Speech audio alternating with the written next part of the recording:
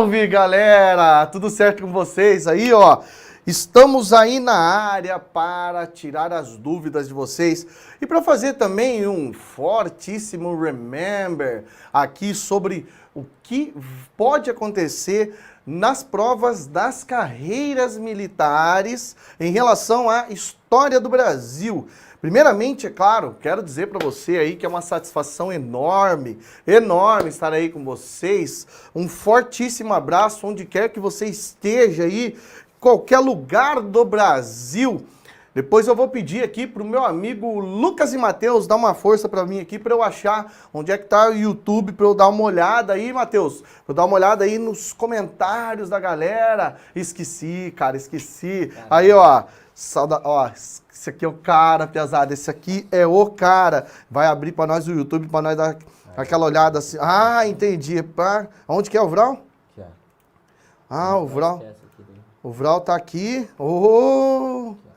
Oi, não, o esqueminha tá maravilhoso, né? Aí depois eu vou me matar pra ver onde é que eu volto aqui. Tá 1000 graus, tá delícia, já tá delícia, tá? É porque aqui é quente, rapaz, aqui é quente, aqui, ó. Lembrando aí, ó, muito importante, o seu like, não deixe de deixar o like nesse vídeo, não deixe de deixar o like aí, ó, põe o like lá. Vai, espalha pra galera, já manda aí pro amigo. Rápido, pega aqui, ó, vai começar essa aula maravilhosa, essa aula tesão pra caralho. História do Brasil, do meu professor Thiago. O meu professor é seu, é claro, porque agora é seu. É propriedade intelectual sua, meu querido. Fica à vontade, pode usar e abusar. Me joga na parede, me chama de lagartixa. Fica à vontade, pode perguntar o que você quiser, certo? Vamos ver quem que já tá aqui, ó. Quem já tá na área. Vamos dar um salve aqui, vamos dar um salve pra moçada, vamos dar um salve pra quem já está em pesaço aqui. Vamos que vamos, Estrela Standorf 2. Muito boa tarde, meu querido monitor Alisson Carvalho, boa tarde alfaertanos. Qual é o tema? O tema, Renan Henry, é a história do Brasil para as carreiras militares. Fica à vontade, meu querido, pergunta o que quiser. Serjão Monitor também aí, ó. Tamo junto, hein? Tamo junto, ó, os caras já estão pedindo ali, acho que já tá, agora já ficou claro aí, tá? Quebrando a máquina Frog Fighter, tamo junto também, tamo junto aí, ó. Boa tarde, irmãos Thales Brian, boa tarde, Guilherme Torres, João Vitor, já chegamos aí, João Vitor, tamo aí, ó, meu irmão, tá tirando? Tamo aí, rapá. João Vitor, é isso aí mesmo, você aí, João Vitor, já chegamos aí, certo? Tiver alguma dúvida, tiver alguma pergunta, vamos lá, deixa aquele like. Vamos lá, Jailanderson, é esse mesmo nome? Jailanderson. Surubim, Pernambuco, aí sim, hein? Salve Samuel, salve Guilherme Torres, Roberta Vasco, Eric Cac, salve, tamo junto aí, piazada. Seguinte, ó, primeira coisa, só pra gente lembrar aí, que sempre é muito importante. Então nós temos basicamente aí, ó, duas provas que cobram História do Brasil. Então a gente sabe que a ESA cobra História do Brasil, que a SPSEX também cobra História do Brasil. Claro que a gente percebe que o conteúdo da ESA, ele fica ali, de certa maneira, ele vai trabalhar com aquilo que a gente tem de macro conteúdos da História do Brasil. Então ele vai ter lá, toda aquela parte relacionada a história do Brasil colonial, ou o famoso período colonial, vai falar sobre essa parte do período colonial. Tem, claro, obviamente, tem também o período imperial brasileiro,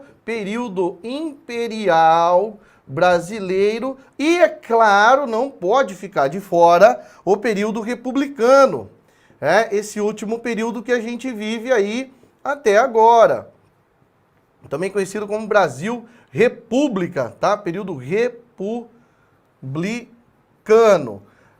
Quando é que começa o período colonial brasileiro? O período colonial a gente sabe que tem início, lá em 1500 e vai até 1822. O período imperial brasileiro vai então de 1822 até 1889 e o período republicano de 1889 até hoje, até agora, até esse momento. Nossa, então tá fácil, então só vai cair isso aí na prova, tá moleza. Velho do céu, agora é que você tem que ficar ligado, agora que você tem que ficar antenado, principalmente, óbvio, está dentro de cada um desses períodos aqui, toda a situação relacionada aos principais assuntos. E como eu já destaquei no material aí, como eu já disse, essas duas provas são muito parecidas. As duas são feitas, é claro, por um corpo constituído pelo próprio Exército Brasileiro, pelas Forças Armadas. Não é uma instituição de fora, não é como um outro concurso. Concurso, vou dar um exemplo aí, que a gente está vivendo, respirando pra caramba aí. Concurso da Polícia Militar aqui do Estado do Paraná. A Polícia Militar do Estado do Paraná, quem vai fazer a prova é a Fundação da Universidade Federal do Paraná, que é a mesma coisa que a Federal, tá? Então, o que vai ser aí, ó? Vai ser uma instituição que vai fazer. Aqui não, aqui nesse caso, é o Exército Brasileiro. Então, geralmente, na maior parte das vezes, quando você vai olhar aí o edital, quando você vai pro edital, você vê lá assim, olha, tá falando de vários aspectos dentro de cada um desses períodos. Aí fala basicamente sobre o quê? Fala basicamente sobre a parte de política, deixa eu vir desse lado aqui, ó. Fala sobre a parte de política, fala aí sobre economia, vai falar também sobre as questões sociais, sociedade e também, é claro, tudo aquilo que tem relação com a cultura. Então, de uma forma ou de outra, você acaba percebendo esses 4 elementos aqui que são extremamente importantes. E aí, já vou avisar você, quando isso aqui é cobrado assim, sozinho, quando tem lá só um elemento, a questão vai tratar só de algum assunto relacionado a uma questão política, pode ser lá a organização política no período colonial, pode falar sobre alguma coisa dentro do primeiro reinado, dentro do período regencial, como está aí no edital da ESA, que a gente já vai dar uma olhadinha. Ou, é claro, também pode trabalhar aí com o período republicano, que é um período de grandiosa agitação e não tem nem como comparar com os dois outros períodos republicanos, períodos históricos aqui do Brasil, certo? E quando esses assuntos quando eles, digamos assim, são combinados, quando a questão acaba envolvendo a associação entre características políticas e características econômicas. Isso pode acontecer nessa prova? Não descarte a possibilidade. Pense, é claro, que sempre pode acontecer isso aí, tá? Mas é muito raro. Então, hoje, o que eu trouxe para nós aqui, para a gente resolver alguns exercícios onde até você vai falar assim pra mim, nossa, o Thiago apelou nesse exercício aqui, ó, é extenso pra caramba. Aí eu vou falar um negócio pra você, hein? Quando o treino é difícil, a missão fica fácil.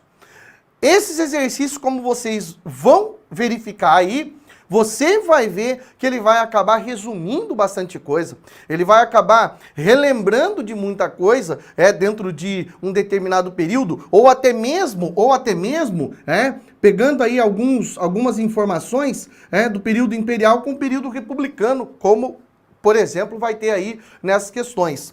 Mas uma das outras formas, como pode cair aqui nessa questão, pode ser também aí envolvendo aqueles grandiosos personagens, figuras políticas importantes, figuras militares que também são importantes. Afinal de contas, você está fazendo prova para entrar numa instituição militar. Então eu trouxe uma questão para servir de exemplo aqui e também tenho alguns palpites sobre o que pode cair aí dentro dessa prova, certo?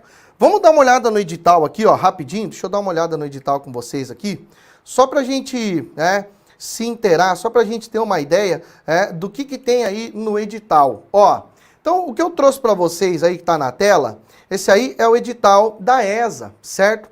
Você vai ver o edital da ESA aí, em relação à história do Brasil, você vai ver aí, dividido tópico A, B, C, D e E, como você vai poder verificar aí, ó. Quer ver?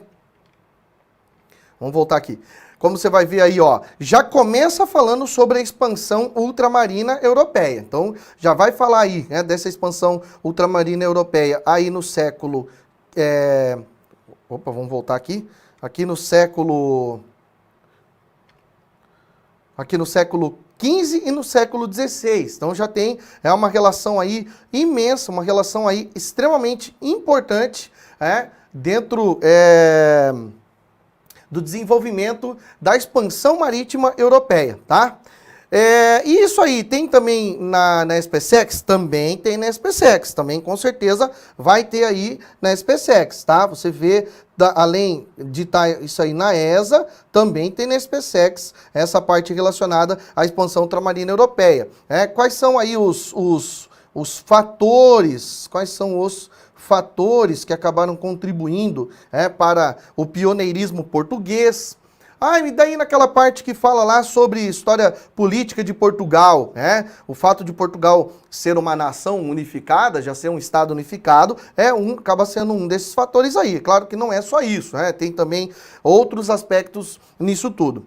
Ali no tópico B, quando fala sobre o sistema colonial português da América, vejam vocês aí que ele dá uma separada, Então você tem aqui, ó, estrutura político-administrativa, tem estrutura socioeconômica. Então o que acontece no período colonial, aí o que tem a relação aí dentro do período colonial brasileiro, certo? Em relação à política, economia, olha, invasões estrangeiras, você pode esperar algo relacionado algo relacionado à França, com certeza, algo relacionado à Holanda, certamente. E nós trabalhamos aí no nosso módulo, recentemente trabalhamos no nosso módulo aí, a gente falou sobre esse processo de invasão. Essa semana tem uma aula ainda aí, ó, para trabalhar esse processo. Vou trabalhar lá na quinta-feira à noite, a gente vai falar aí sobre, novamente, esse processo de invasão, e eu vou inserir também lá, ó, processo de invasão da Inglaterra, tentativa de invasão da Inglaterra aí no Brasil, tá? Aí, ó, continuando aqui, ó, interiorização e formação das fronteiras, trouxe uma questãozinha bacana para falar disso aí também. Reformas pombalinas. Isso aqui é um negócio que eu sempre falo, velho. O Marquês de Pombal, o dia que cair numa prova, vai pegar todo mundo de surpresa, menos você. Menos você, principalmente por quê? Porque eu trabalho isso. A gente fala, a gente insere aqui as reformas do Marquês de Pombal no conteúdo de História do Brasil, principalmente num contexto, num contexto específico. Já a gente vai trabalhar uma questão aqui, eu vou envolver o Marquês de Pombal, tá? Não trouxe uma questão hoje sobre o Marquês de Pombal, mas a gente já vai falar nisso aí, certo?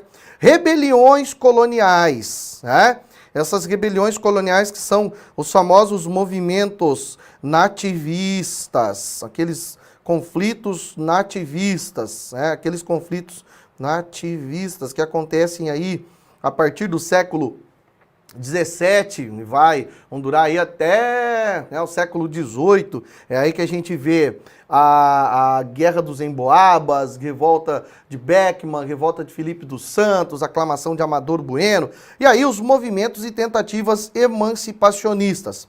Aí vocês percebem que o tópico C, ele já dá uma separada, ainda está dentro do período colonial, pelo menos até aqui, até o período joanino, até aqui ainda o Brasil é colônia, porque ainda está dentro do recorte temporal, quando que o Brasil é colônia mesmo. O período colonial do Brasil vai, de novo lá, 1500 até 1822, tá? Então você tem que ficar ligado nisso aí. A partir da independência, aí a gente começa a falar daqui pra frente, que a gente está falando então no período imperial brasileiro, até 1889, tá? Olha aí, ó, tópicos extremamente importantes para analisarmos. A presença britânica no Brasil, transferência da corte, tratados e principais medidas de Dom João VI no Brasil, política joanina, partidos políticos. A gênese dos partidos políticos que hoje tem no Brasil, basicamente vem de dois partidos aqui desse período, o Partido Conservador e o Partido Federal. São esses dois partidos que passam a existir aí no século XIX, e esses dois são a base de todos os partidos políticos que nós temos hoje. Revoltas, conspirações e revoluções, e a emancipação e os conflitos sociais. Aqui tem basicamente tudo o que aconteceu desde 1822 até 1889. Vamos falar nesse processo todo aí, tá? Tudo aquilo que acaba envolvendo também os antecedentes do processo de independência do Brasil, vamos falar. Ó, quero chamar a atenção de vocês, aí o tópico D fala sobre o período imperial, que eu já estou falando, né? Estou falando que ele fala sobre o período imperial, então isso aí é um fato. Agora, o que acaba acontecendo aqui, ó? Vamos para o República. Ó, a ESA, ó, na ESA, o Brasil República tá aqui, ó, tá só aqui, ó. Aspectos administrativos, culturais, econômicos, sociais, territoriais, revoltas, crises e conflitos e a participação brasileira na Segunda Guerra Mundial. Então, dá a entender que a ESA vai cobrar só até 1945. Tá, e se estender um pouquinho mais? Por isso que a gente se prepara, tá? E se for para além de 1945, se falar aí na Quarta e na Quinta República, e aí, como é que eu faço? Ainda bem que você tá com a gente aqui, ó. Ainda bem que você tá com nós, tá? Você tá vendo aí todos esses efeitos. Na prova da SPSEX, aí você vê, claro, partindo disso aí, saindo disso aí, tá? Aí você... Ops, eu coloquei um E a mais aqui, coloquei um E a mais. Não é isso aqui, não. Não é isso aqui, não, tá? Tem um E a mais ali, é SPSEX. Desculpem o meu... Eu vou apagar aqui, ó, apago manualmente. Aí, ó, fazer o trabalho porco. Não era para fazer isso aí, tá? Só que eu não queria apagar tudo aqui. Aqui já cai tudo, tá? Aqui é do começo até o fim. É praticamente de 1500 até hoje, né? Com um detalhe muitíssimo importante em relação a SPSEX, que é o quê? Um detalhe muitíssimo importante, que é essa relação com história geral. Aí você não pode esquecer, tá? Aí a prova da SPSEX faz essa relação com a história geral, Dá um exemplozinho prático aqui, ó. Participação brasileira na Segunda Guerra Mundial. Aí a prova pode pegar lá um assuntozinho referente à Segunda Guerra Mundial, que trabalha com história geral, e colocar aqui, envolver a participação brasileira. Isso acontece? Oxi, como acontece? Você nem sabe como que isso acontece. Vamos dar uma olhadinha então aí nas questões? Vamos dar uma acelerada aí em relação a essas questões, para a gente entender o que acontece aí em relação... Como é que pode cair isso tudo aí para nós? Vamos dar uma olhada aqui, ó. Primeira questão. Os holandeses estão entre os diversos povos que invadiram ou tentaram invadir o território que hoje corresponde ao Brasil, durante o período colonial no século XVII. Importante isso aqui, hein? Importante quando fala aí no século XVII. Esses aqui são dados. Eu costumo brincar pra caramba. Quero mandar um abraço pro meu irmão de arma, o André Arruda. Vamos lá, Arruda, tamo junto, hein? Arruda na matemática, Edson Diniz também na matemática, aí os professores de física, de química, sempre trabalham o quê? Vamos tirar os dados. Então tem que tirar os dados, né? Quando se tem uma questão, você tem que tirar os dados. A questão de história também tem dados. Às vezes, quando está muito claro, quando está muito perspicaz o enunciado, você fala assim, não, isso aqui tá fácil de entender, Tava falando aqui, ó, holandês, ó, palavras-chave aqui, ó, holandês, diversos povos que invadiram ou tentaram invadir o território que hoje corresponde ao Brasil durante o período colonial. Já matou, uma boa parte da questão aí, ó. Aí vem o comando da menina, tá? Ó o comando da menina aqui, ó. Sobre a presença holandesa no Brasil. Assinale a alternativa correta. Observe todos os detalhes do comando da questão, não deixe passar nenhum detalhezinho, tá? Por gentileza, faça isso para o nosso bem. Olha a letra A. Letra A diz o seguinte: os holandeses estabeleceram suas colônias no sudeste brasileiro. Tá certo isso aqui? Tá certo nada, Que sudeste o quê, rapaz? Que sudeste? Onde é que foi estabelecido? No Nordeste brasileiro. Ah, aí ficou fácil. Só você lembrar de quem? Só você lembrar lá de Pernambuco. Automaticamente você já vai ligar aí, a região do Brasil em que os holandeses chegaram. Um abraço aí, pessoal de Pernambuco. Letra B. Os holandeses eram parceiros comerciais dos portugueses na atividade açucareira. Quando que isso aconteceu? Você tá doido? Você tá maluco? Não, essa aqui é a verdadeira. Principalmente considerando o quê? Os holandeses faziam aí basicamente o quê? Os holandeses, nessa atividade açucareira, quando começa a atividade açucareira aí, ó, no século XVI, tá? Ali no século XVI, quando começa a atividade açucareira, os holandeses vão acabar promovendo o quê? Eles vão investir, tá? Então eles vão acabar investindo no açúcar e eles também vão acabar comercializando o açúcar através da boa e velha revenda. Então, o açúcar produzido no Brasil chega lá na Europa, vai chegar em todas as praças europeias através da Holanda. Tá, mas e por que os holandeses invadiram o território brasileiro? Os holandeses invadiram o território brasileiro. Isso aí está muito específico aqui, ó, no século XVII. Primeiramente, a primeira tentativa está aqui em 1624. Eles vão tentar invadir aí, ó, na Bahia. Não deu certo. Depois eles tentam invadir em 1630.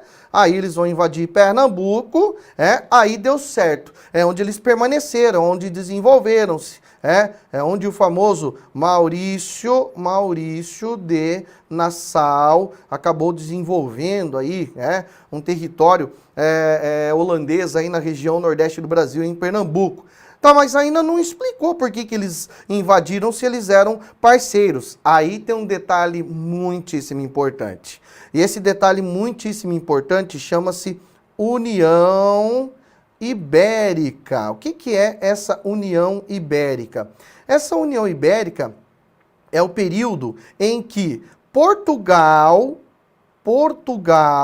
e Espanha eram um só país, principalmente porque Portugal ficou sem rei, o famosíssimo Dom Sebastião, o jovem Dom Sebastião, aquele que é uma figura lendária, que é uma figura folclórica lá em Portugal, acabou morrendo jovem. Ele que assumiu muito jovem, era para se tornar padre, não entrou na congregação, porque ele tinha que assumir o reino de Portugal, já visto que ele era o último herdeiro vivo da dinastia de Avis. E aí o que acaba acontecendo? Esse cara vai ser responsável, ele vai assumir, mas ele era pilhadão, ele queria fazer uma cruzada, ele quis fazer uma cruzada, ele foi até o norte da África, uma região chamada Alcácer Quibir, com uma embarcação cheia de crianças, chegaram lá, tomaram flechada dos mouros até por dentro do zóio, e o Dom Sebastião morreu e subiu aos céus de corpo e alma. Tá. Não tinha mais nenhum herdeiro, porque o menino era jovem, não casou. Depois, Dom Afonso acaba assumindo mais, já era muito velhinho também, já era bem de idade, morreu também, e aí o trono português ficou vago, não tinha ninguém para assumir. Aí o cara que era o rei da Espanha aqui na época, o Filipe II, era um possível herdeiro do trono português. É aí que então ele passou a governar Portugal. E esse período foi de 1580 até 1640, tá? Mas ainda não entendi o que tem a Holanda aí nessa brincadeira. A Holanda era um território que pertencia ao Filipe II. Quando então a Holanda conseguiu a sua independência, quando os holandeses conseguiram aí no século XVI a sua independência, em relação à Espanha, independência no século XVI, eles então pensaram o seguinte: agora nós vamos tratar de comercializar de todas as formas possíveis. E é claro, a Espanha passa a ser inimiga da Holanda, passa a ser arqui-inimiga. E os holandeses então criaram a Companhia das Índias Ocidentais. Com qual objetivo que eles criaram a Companhia das Índias Ocidentais?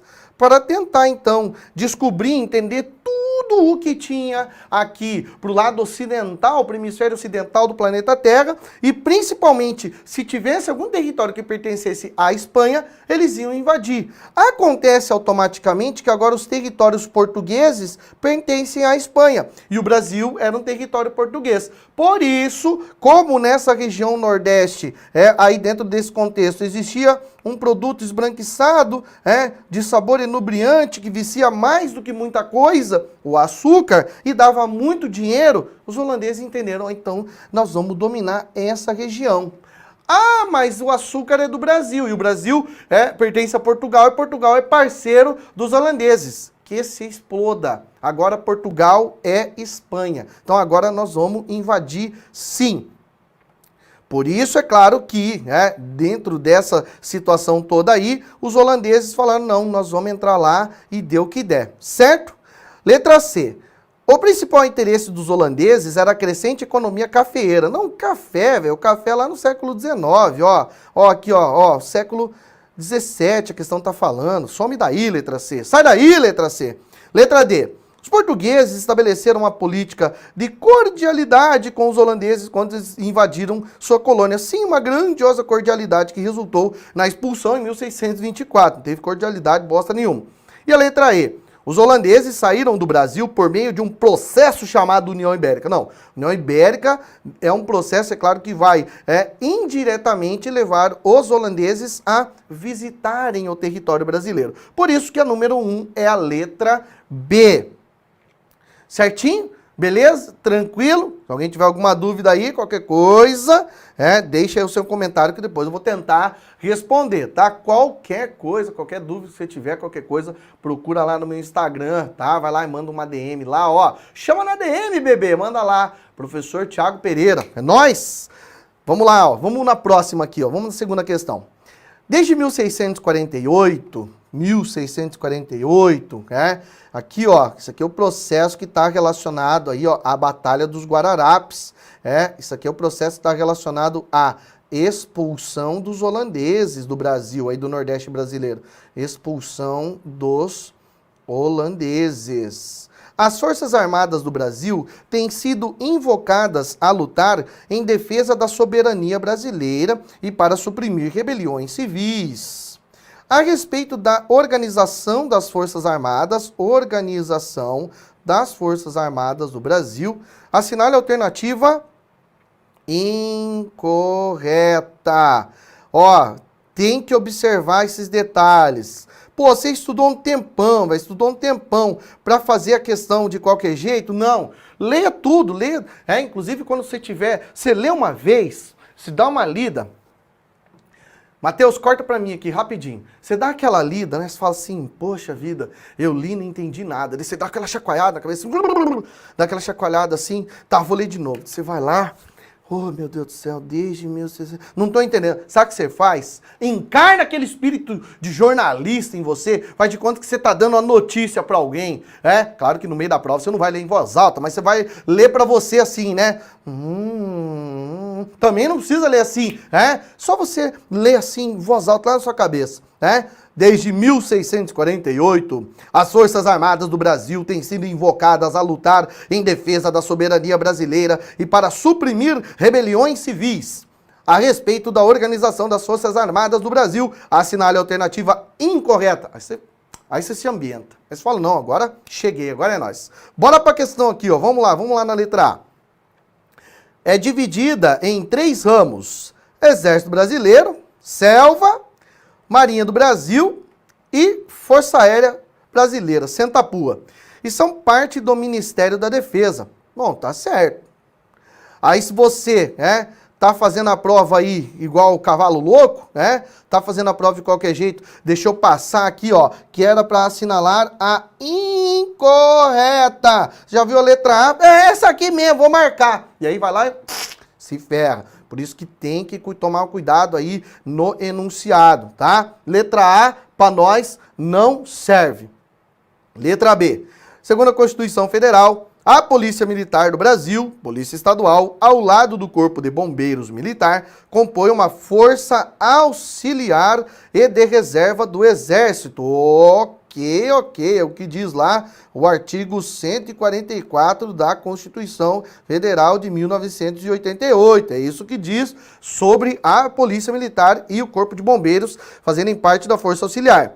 Tá certo? Tá certo. Mas a gente quer incorreto. Então, letra B, você é bonito, você é lindo. Um menino lindo, mas você não serve para nós, tá? Letra C. A Polícia Militar do Brasil, Polícia Estadual, é descrita como um dos 3 ramos principais das Forças Armadas do Brasil. Olha como é que ela já se opõe à letra B. A letra B fala que é força auxiliar e aqui está falando que é força principal. Não é força principal, é força auxiliar. Então nós ficamos aqui com a letra C. Essa aqui que é a incorreta que nós estamos procurando. Letra D. A Marinha do Brasil é o mais antigo ramo das Forças Armadas brasileiras e inclui o Corpo de Fuzileiros Navais do Brasil e a Aviação Naval Brasileira, certamente, né? Antes de ter o Exército no Brasil, tem a Marinha do Brasil. A Força Aérea é um dos ramos das Forças Armadas do Brasil e pertence ao Ministério da Defesa. Exatamente, é isso que acaba acontecendo aí. Então, ficamos com a letra C de Cabrito da Selva. Beleza? Tranquilinho, beleza, sossegado, maravilha. Vamos para a próxima aqui então, ó. Vamos para a próxima, vamos para frente. Vamos falar de herói? Vamos falar de herói. Tem uns caras aí muito bom que pode ser puxado aí para essa prova, hein? Tem, ó, como é que tem aí, ó. Olha lá. A história do Brasil possui alguns nomes de real destaque devido a importantes atuações em prol da nação e da humanidade. Cândido Mariano Silva Rondon, ou Marechal Rondon, é uma dessas figuras. A respeito do Marechal Rondon, assinale a alternativa correta. A respeito do Marechal Rondon. Então, vamos lá. O que os caras podem cobrar aí sobre o Marechal Rondon? Então, a gente sabe que no Brasil, ele teve um papel extremamente importante aí, como um indigenista, então ele vai ser responsável, pela atuação aí, a partir do governo do Nilo Peçanha, do Serviço de Proteção ao Índio. Então ele vai acabar andando por vários lugares do Brasil aí, principalmente aí, ó, Amazônia, onde ele vai, onde ele mais vai acabar andando, mas ele não vai ficar ali não, tá? Ele vai andar por muitos lugares do Brasil. E ele também acaba sendo responsável aí pelas comunicações, tanto é que ele é patrono da arma das comunições não, aí você me quebrou, tá? Aí você acaba comigo, não é. Aqui, ó, vou colocar de novo aqui, ó. Comunicações. Aí sim, comunicações. Vou colocar de novo aqui, ó. Indigenista, beleza? Sossegadinho? Aê! Agora vamos para as alternativas. Letra A. Rondon, em 1930, interrompeu seu trabalho no sertão para lutar na Revolução de 1930 ao lado dos militares varguistas. Rondon não parou o que estava fazendo para lutar do lado de ninguém, nem para lutar ao lado do Vargas e nem, é claro, contra o Vargas. Ele simplesmente continuou fazendo o seu trabalho. Bonito, lépido e fagueiro, isso que ele continuou fazendo. Letra B. Foi um militar e sertanista que realizou diversas missões na região amazônica ao deslocar-se para aquele local a fim de construir uma linha telegráfica. É isso que ele vai fazer, linha telegráfica, tem tudo a ver com comunicações. E o cara é o patrono das comunicações, então é essa aqui que nós queremos, é essa letra B, tá? Letra C. Manteve-se sempre opositor ao governo Vargas, empreendeu a campanha denominada Marcha para o Oeste, que apesar de vitoriosa, ordenava o Estado. Não, velho, para. Ele não foi opositor ao governo Vargas. E ainda mais, Ainda mais com essa palavra aqui, ó, sempre, ainda mais com essa palavra, que é extremista, que ela é fatalista, sempre, nunca, jamais. Cuidado com essas palavras aí, tá?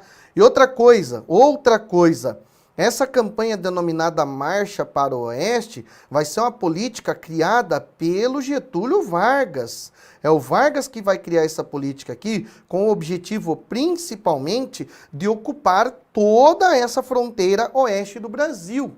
Inclusive, muito importante lembrar aqui, que graças aos estudos do Marechal Cândido Rondon, que vai contribuir enormemente também para dados geográficos aí do Brasil, Getúlio Vargas passa aí, a partir da década de 40, lá dentro do Estado Novo, a criar territórios. Quais territórios ele vai criar? Vou dar um exemplo para vocês aí, tá? Vai criar, por exemplo, lá o Estado do Iguaçu. Estado do Iguaçu.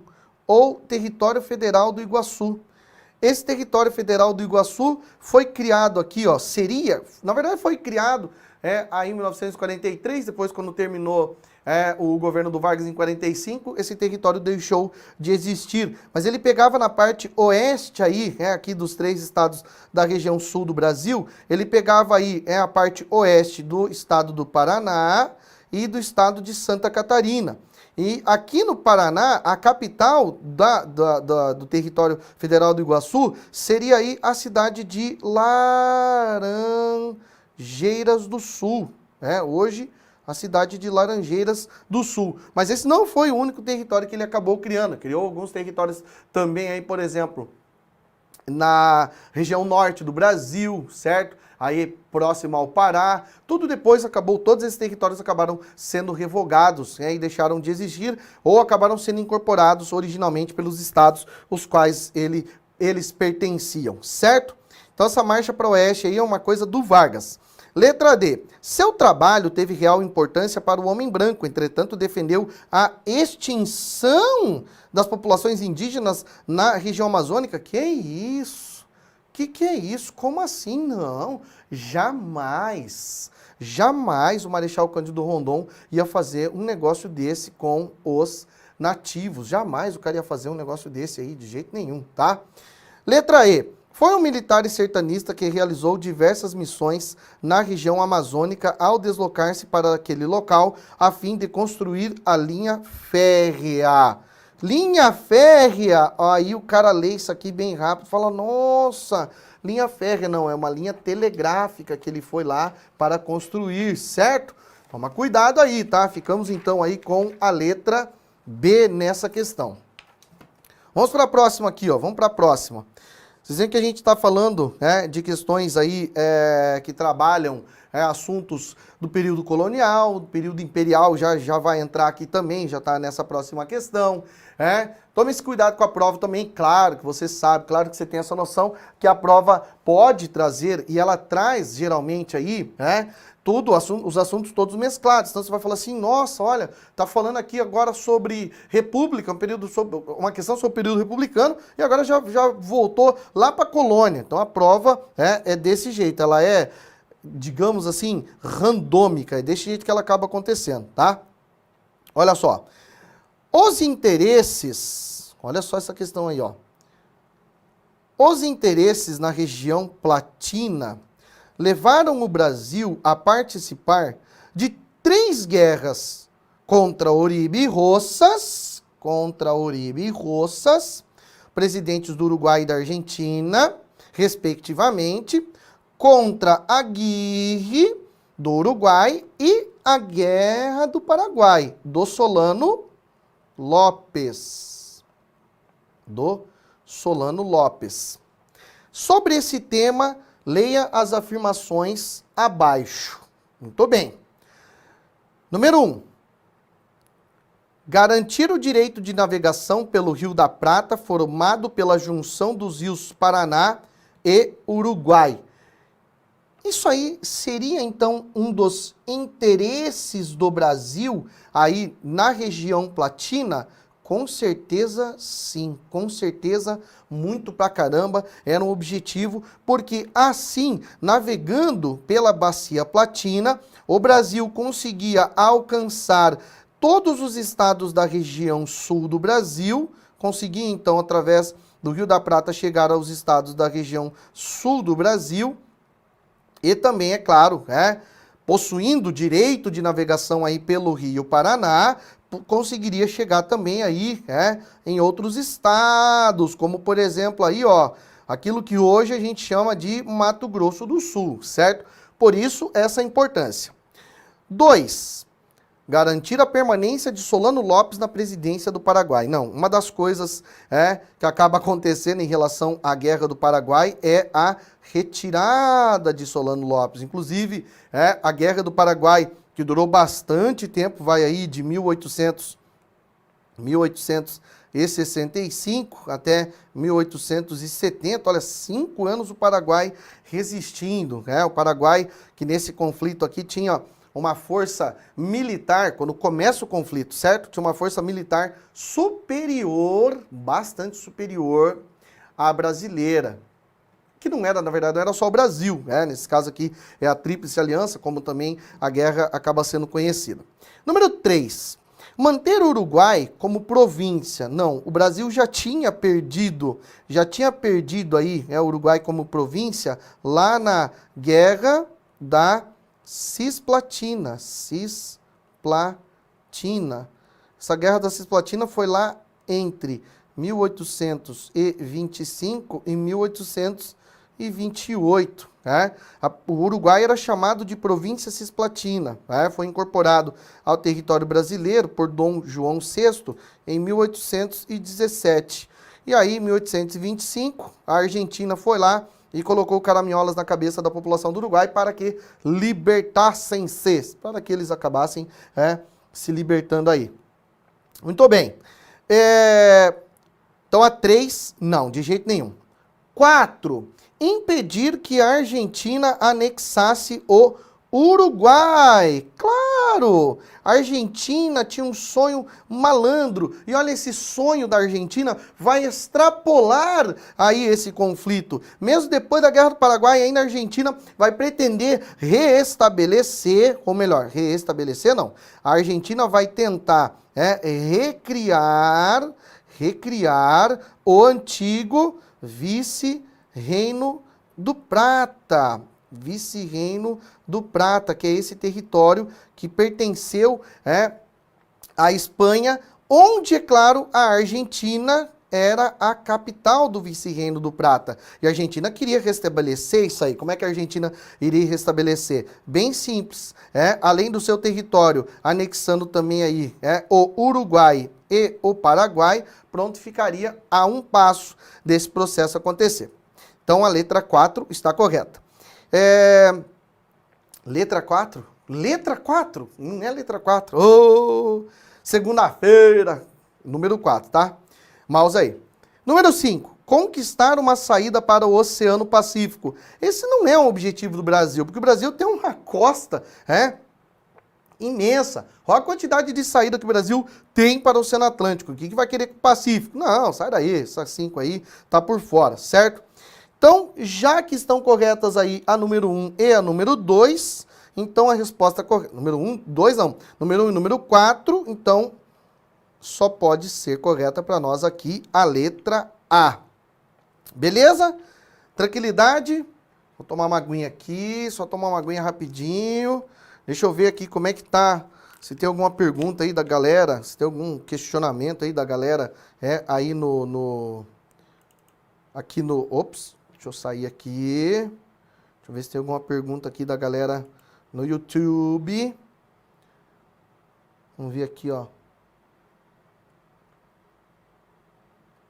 Tô vendo aí uns camaradas, os caras que já foram aluno meu aqui em Cascavel. Aí sim, hein? Aí, deixa eu dar um salve aqui pra moçada.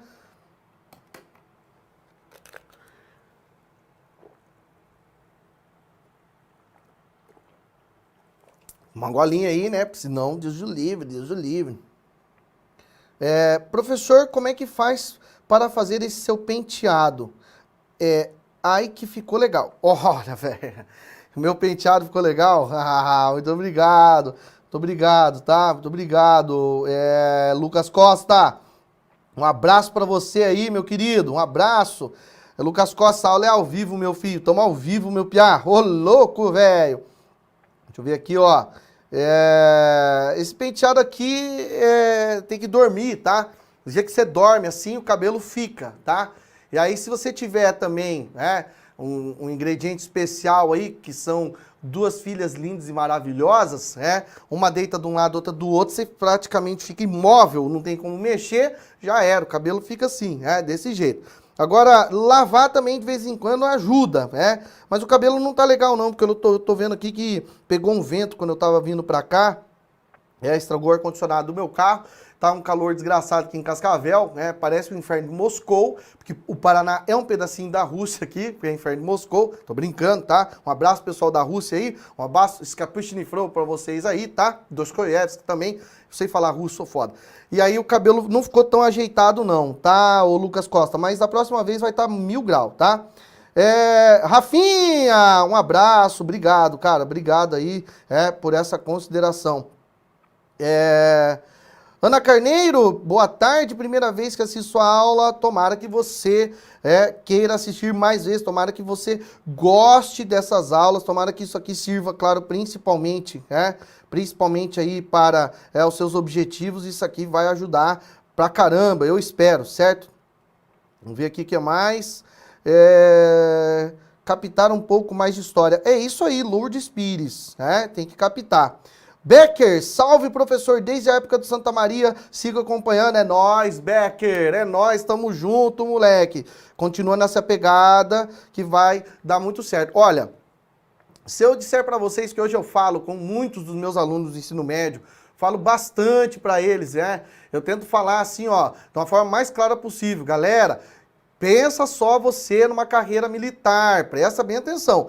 Pensa você numa carreira militar, onde você consegue entrar, claro que não é assim tão de graça, a quantidade de vagas não é tão grande, a concorrência acaba sendo muito grande, a prova também não é facinha não, tá? Se você for só se a Deus dará, vai fazer a prova. Vou confessar pra você aqui, vou confessar, tá? Confessar que eu queria servir. Eu já falei isso milhões de vezes, já virou meme, já virou figurinha. Eu queria só servir, velho, mas não entrou. Não entrei porque deu excesso de contingente, mas aí eu soube que tinha como entrar na ESA, graças a um baita amigão meu, Rodrigo Rocha. Guigão, tamo junto. Começamos a estudar pra ESA, nós dois por conta, Estudava, que é uma beleza. Chegou no dia da prova, velho do céu. Caramba, a prova foi aqui no ginásio, em Cascavel, não tinha uma cadeirinha pra sentar, você abria a prova, fazia a prova no meio das pernas, assim, ó, tipo isolamento social, um camarada 2 metros de distância do outro, se pensar em colar, não tinha nem jeito de colar, olhava pra cara de um, pra cara do outro, todo mundo com a corona fechada, assim, ó, nunca vi tanta gente na minha vida, lotou o ginásio inteiro pra fazer a prova, falei, meu Deus do céu, e aí quando chegou numas matérias, principalmente aí quando começa a boa temática, miserável.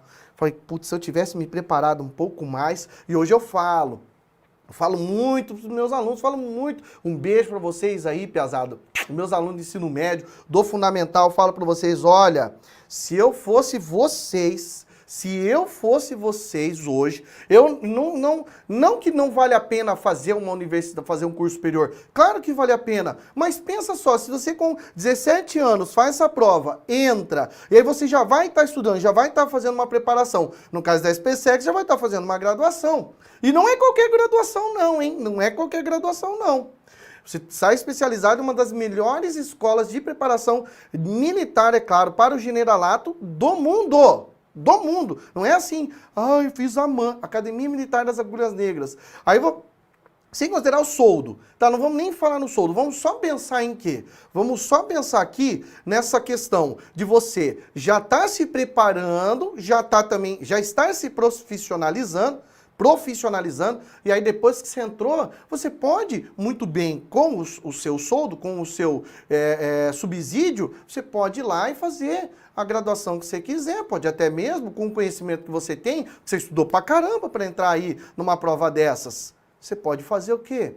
você pode fazer vestibular numa universidade pública, numa federal, pode fazer o Enem. Aí você entra, mas você já teve, então, essa questão da estabilidade garantida. Fora que, vamos combinar, né, cara? Servir a pátria.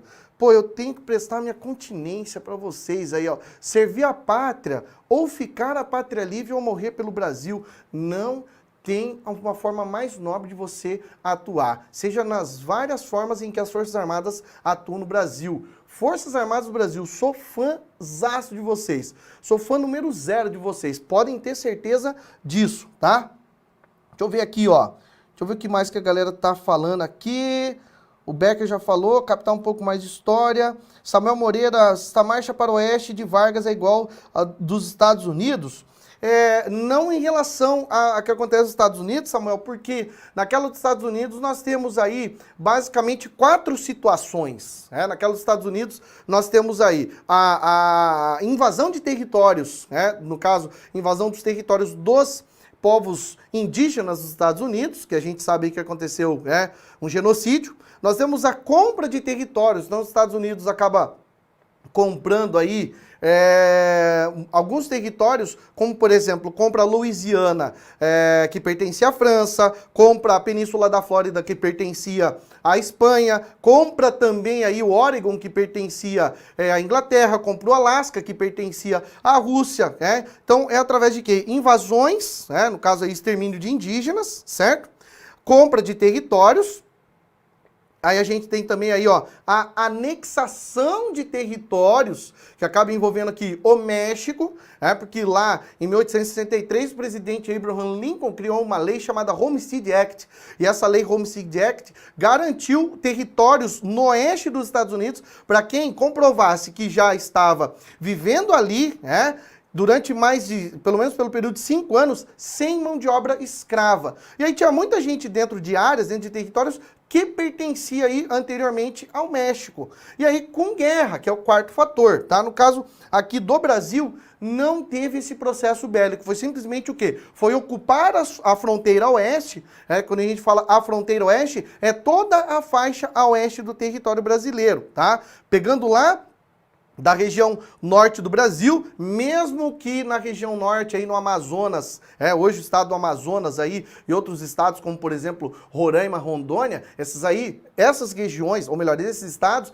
são os primeiros estados onde a consolidação da presença portuguesa acaba acontecendo ainda no período colonial brasileiro, mas ainda assim Getúlio não se deu por satisfeito, e aí na região centro-oeste e principalmente aqui na região sul do Brasil, principalmente de onde eu falo agora, aqui ó, Cascavel. Essa aqui era uma região que até os anos 30 era um território praticamente aqui, uma terra de ninguém, tá? Aí você pode falar, isso aqui parecia o quê? Parecia o Velho Oeste americano, aqui era bang bang, era tiroteio, vaqueiro pra lá e pra cá, só não tinha ouro nem prata, mas o resto muito parecido, tá, Samuel? Espero ter respondido aí a tua pergunta, meu piá.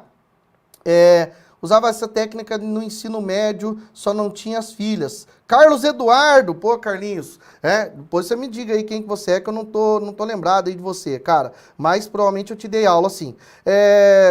Professor, você é militar, se for, do que é? Cara, eu queria ser, Daniel.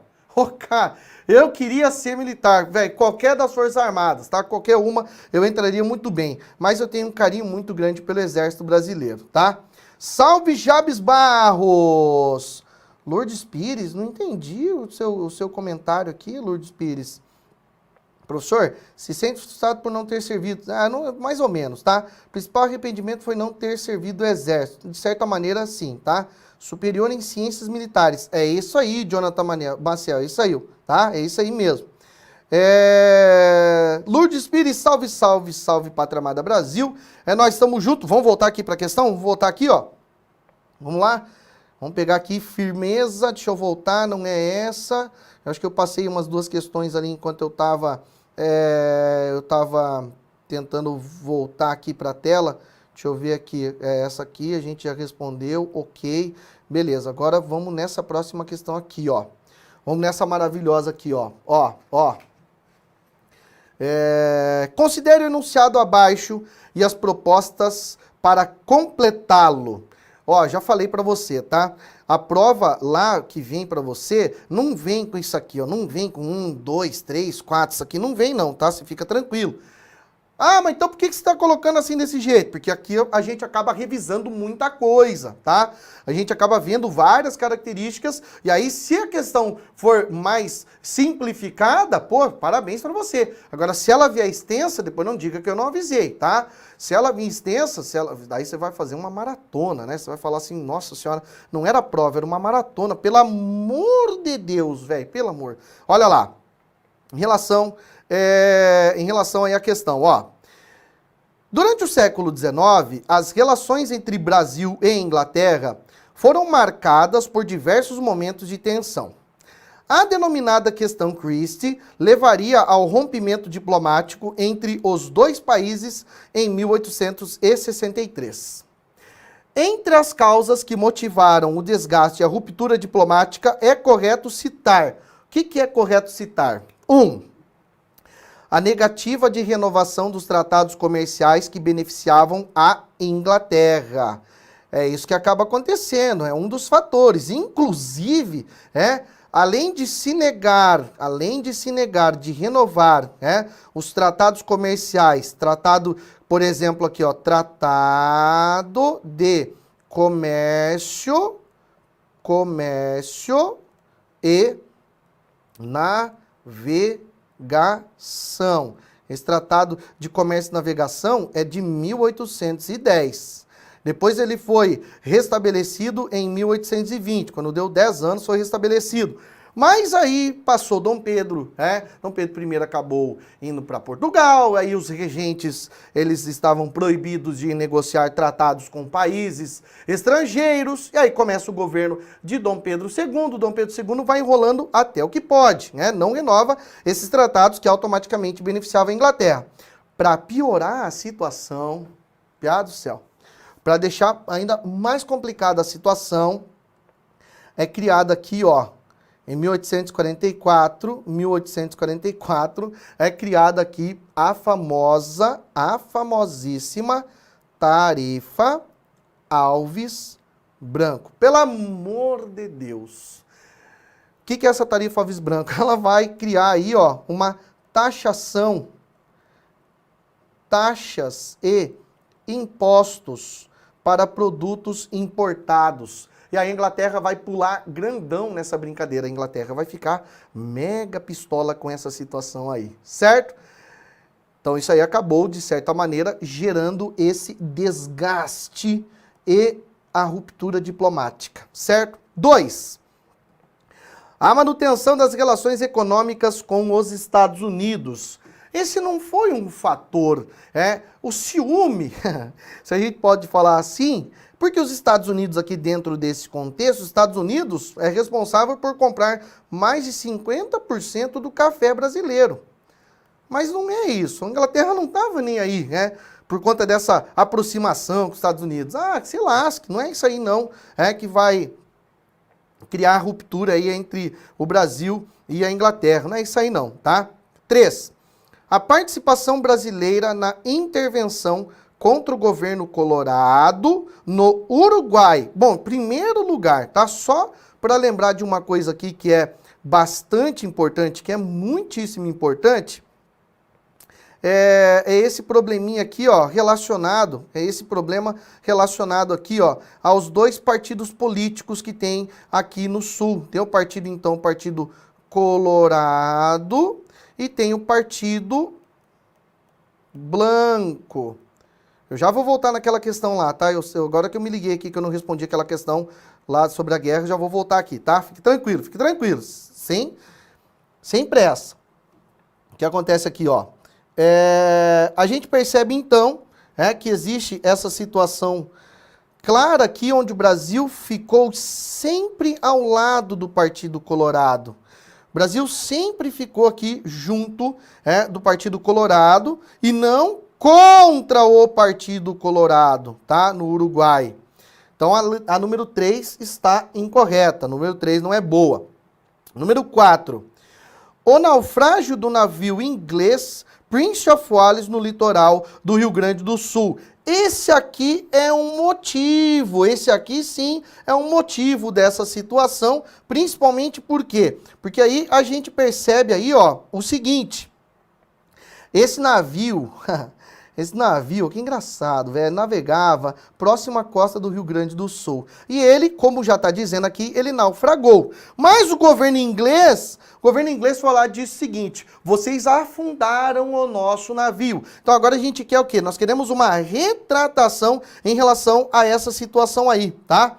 A gente quer uma retratação, então por isso vocês vão pagar uma indenização. E o Brasil falou indenização, não vão pagar indenização nenhuma. Eu só não vou falar um palavrão aqui, porque senão, o horário não permite, é claro, né? Tem muitos jovens adolescentes, mas indenização não vai rolar não. Não vão pagar. E aí acaba gerando o quê? O desgaste e a ruptura diplomática. Tem um outro fator aqui, ó. Tem um outro fator que não está aparecendo aqui, não está aqui, mas eu vou lembrar a você. Vou lembrar a você porque eu sou um cara querido. Vou lembrar porque eu sou um cara que gosta de você, quer que você se prepare. Tem mais um fator aqui, ó. Olha lá, olha lá. Princípio de extraterritorialidade. O que é esse princípio de extraterritorialidade? Então é assim, ó. Esse princípio de extraterritorialidade foi feito, né, lá no Tratado de Aliança e Amizade. Tratado de Aliança e Amizade. Lá, junto com o Tratado de Comércio e Navegação, lá em 1810, tá? O que diz esse princípio de extraterritorialidade? Se um inglês viesse a cometer um crime aqui dentro do território brasileiro, ele vai ser então o quê? Vai ser extraditado. Tchau, vai para o país dele, tá? Esse princípio de extraterritorialidade, ele é recíproco, ou seja, se digamos assim, um brasileiro estiver andando, né, lá próximo ao Palácio de Buckingham e resolver chutar um soldado daquele, vai pra cadeia, Scotland Yard prendeu ele vai ser extraditado pro Brasil também? Vai, vai vendo a cagada que você fez, vai ser julgado de acordo com as leis inglesas. Mas as leis inglesas são muito duras. Pois é, quem mandou cometer o crime? Mas se o cara é inglês, ele cometeu um crime aqui no Brasil, por que ele é extraditado? Infelizmente, a coisa é assim. Infelizmente, é desse jeito, tá? E aqui o que aconteceu? Tem um fato curioso aqui, ó. Olha aqui, ó. Então tá lá, né? Estão lá os soldados ingleses, desceram os marinheiros ingleses no Rio de Janeiro. Os marinheiros ingleses estavam curtindo ali, né? Na orla, estão andando em Copacabana, aí estão dando aquele passeio, aí eles pararam ali num barzinho, aí falaram, vamos tomar o quê? Vamos tomar o quê? Bebida típica do Brasil, um caipirinha, vamos tomar um caipirinha então, bora. Aí eles começaram, né? Começaram e ó, vamos tomar pra caramba. E ó, mandaram brasa, tomaram todas, né? O cara só olhava pro garçom e falava assim, ó, hey, partner, bring me a caipirinha. E aí, o parceiro, o garçom, uma caipirinha, saíram muito louco, saíram babando de louco ali do bar, acabaram entrando numa casa da Luz Vermelha, fecharam o tempo lá dentro, a polícia prendeu e levou eles, é claro, preso, obviamente, claro. E aí, os três quiseram dar uma de galo, né? Não, que nós somos bons, nós somos da Inglaterra, we speak English. Speak English, se fuder, rapaz, você quer aprontar aqui no meu país? Ficaram guardados. E aí o governo inglês pediu, né? Não, mas eles são militares e eles também, é claro, tem que passar pelo princípio de extraterritorialidade. O Brasil falou o quê? Eles fizeram crime aqui, eles vão ser julgados aqui. Mas princípio de... Não. Isso aí foi feito lá com Dom João VI. Agora quem governa aqui sou eu. Quem bateu no peito com força foi Dom Pedro II. Falou, não, esses caras vão ser julgados aqui, ponto final. Aí isso aí acabou extrapolando ainda mais essa situação aqui em 1863, que acaba criando a famosa questão Christie. Por que Christie? Porque Christie é o nome do embaixador da Inglaterra aqui no Brasil, William Dougal Christie. Esse é o nome do cara, certo? Beleza? Tranquilidade? Fácil? 1 e 4 estão corretas, 1 e 4 estão corretas, então a alternativa correta é a letra D. Beleza? Eu pensei que eu não tinha respondido, eu já tinha respondido a número 4. Vamos pra frente, que eu queria complementar ali, mas vamos pra frente aqui, porque tem questão pra caramba. Olha a beija-flor aí, gente! Olha aqui, SpaceX, Pia. Volta rapidinho aqui, ó. Olha o SpaceX aqui, ó. Ah, que delícia! Ai, que gostosa! Essa aqui é aquela questão. Ó, Matheus, corta pra mim aqui, ó. Corta pra mim. Faz favor. Essa aqui é aquela questão que você tá olhando ali assim na prova. Você já viu essa data aqui, né? 1939, 1945. Você já olha ali assim e já manda um beijinho pra questão, né? Ô, delícia. Você já tá ligado. 1939 vai ser sobre Segunda Guerra Mundial. E Segunda Guerra Mundial, velho, eu não sei o que é melhor na vida. Não sei. Churrasco de costelão, não sei, velho. Não sei. Atirar ou Segunda Guerra Mundial. Tem umas coisas na vida que você fala, nossa, velho, que tesão demais. Segunda Guerra Mundial, o assunto do caralho. Assunto delicioso, tá? Credo, professor! Você tá falando isso que morreu gente pra caralho. Não, velho. Eu tô falando da guerra, do contexto, das consequências. E olha o que aconteceu depois da Segunda Guerra Mundial. Em relação a isso. Pelo amor de Deus, tá? Não tem nada a ver aí com gente morrendo, por favor. Parou aí, tá, funério? Entre 1939 e 1945, o mundo foi abalado pela Segunda Guerra Mundial. O mundo foi abalado pela Segunda Guerra Mundial. O Brasil inicialmente adotou uma posição de neutralidade. Porém, em 1941, acordos internacionais começaram a ser feitos para apoiar os aliados. É claro, o Brasil começa a fazer acordos, principalmente porque o Brasil mantinha uma relação aqui grandiosa com os Estados Unidos, né? Só que você tem que lembrar que nessa época aqui, quem governa o Brasil é o pai dos pobres. É quem? Getúlio Dornelles Vargas. E o Getúlio Vargas tem um determinado momento do governo dele, é aquele momento que começa em 1937, chamado de Estado Novo, que parece que Getúlio Vargas simpatiza, né, com as ideias fascistas. Parece até que ali ele vai junto, né? Ou melhor, não fica muito contra essas ideias, tá? Claro que, só para fazer aqui um rápido adendo, Getúlio Vargas não estabeleceu o fascismo no Brasil, claro, isso aí, né, sem sombra de dúvidas, claro, óbvio que não, tá?